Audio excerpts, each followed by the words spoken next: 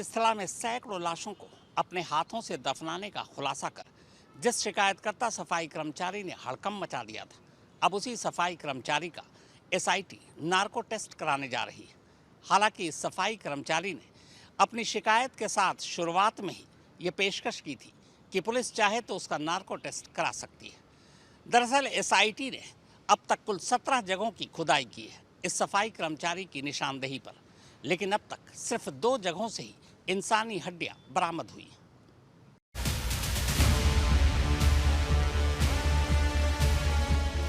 ये धर्मस्थला की बुधवार की तस्वीरें हैं। लाशों की तलाश में यहां बुधवार को भी खुदाई जारी थी। ये वो साइट नंबर 13 है जिसके बारे में लगातार ये कहा जा रहा है कि यहां सबसे ज्यादा लाशें दफनाई गई थी। ये दावा किसी और ने नहीं बल्कि उस शिकायतकर्ता सफाई कर्मचारी ने किया था जिसकी शिकायत पर इस मामले की जांच के लिए कर्नाटक सरकार ने एक स्पेशल इन्वेस्टिगेशन टीम यानी एसआईटी का गठन किया था।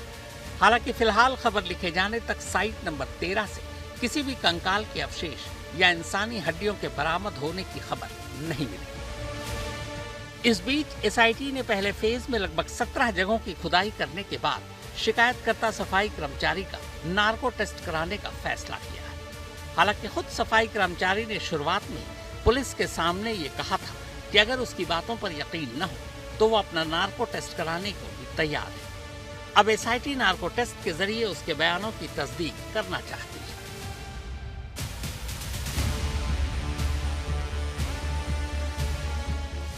ये धर्मस्थला में नेत्रावती नदी के किनारे का जंगल है। इस जंगल में इस वक्त एसआईटी की टीम एक्सपर्ट्स के साथ मिलकर इस जीपीआर टेक्नोलॉजी यानी ग्राउंड पेनिट्रेटिंग रेडार को चेक कर रही है, ये पता लगाने के लिए कि ये सही काम कर रहा है कि नहीं।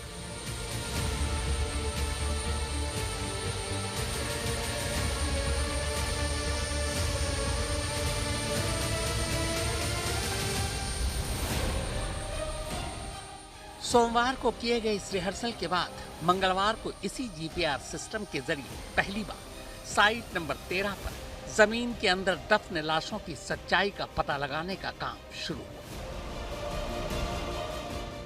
साइट नंबर 13 इसी जंगल के अंदर है, यानी वो जगह जहां सबसे ज्यादा लाशें दफन होने का दावा इस गवाह या शिकायतकर्ता सफाई कर्मचारी ने किया है।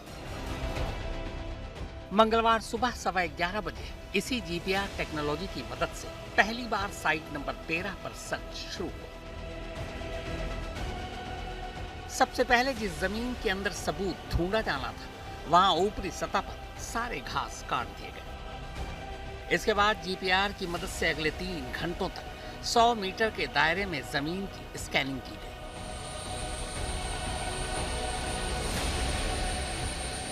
स्कैनिंग पूरी होने के बाद एसआईटी और एक्सपर्ट्स ने मौके पर ही मीटिंग की। इस मीटिंग के बाद यह तय हुआ कि जिस जगह जीपीआर टेक्नोलॉजी से जमीन के अंदर झांका गया वहां मैन्युअली खुदाई की जाएगी। इसी के बाद खुदाई के लिए बड़ी मशीनों को मौके पर मंगाया गया। हालांकि मंगलवार को इन सारी प्रक्रियाओं के बीच खास पर्दादारी रखी गई। मीडिया को करीब से फटकने भी नहीं दिया गया।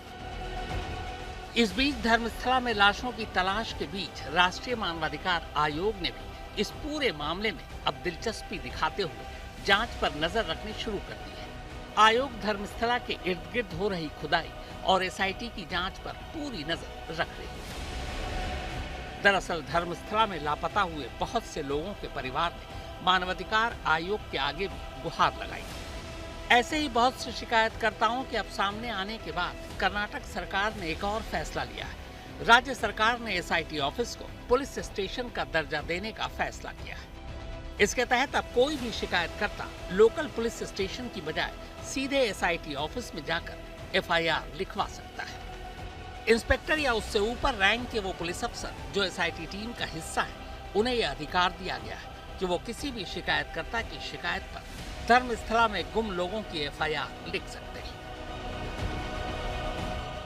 एसआईटी की जांच और खुदाई का काम जैसे जैसे अब आगे बढ़ रहा है, इसे एक इकलौते शिकायतकर्ता सफाई कर्मचारी के अलावा एक एक कर कुल 6 और नए गवाह अब तक सामने आ चुके हैं। इन सभी गवाहों का दावा है कि उन्होंने भी धर्मस्थला में चोरी छुपे लाशों को दफनाते देखा है और वो उन जगहों की निशानदेही कर सकते हैं।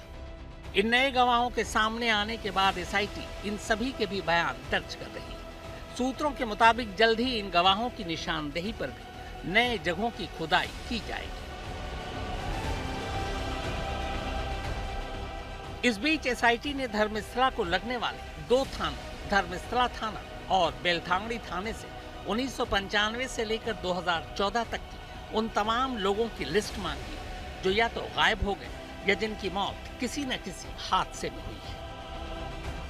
हालांकि एसआईटी के गठन के बाद से धर्मस्थला में कुछ ऐसे लोग भी हैं जो इस जांच के खिलाफ हैं। इन्हीं में से कुछ लोगों ने बीते हफ्ते धर्मस्थला में लाशों की सच्चाई सामने लाने की मुहिम चलाने वाले कुछ पत्रकारों और यूट्यूबर पर हमला भी किया था।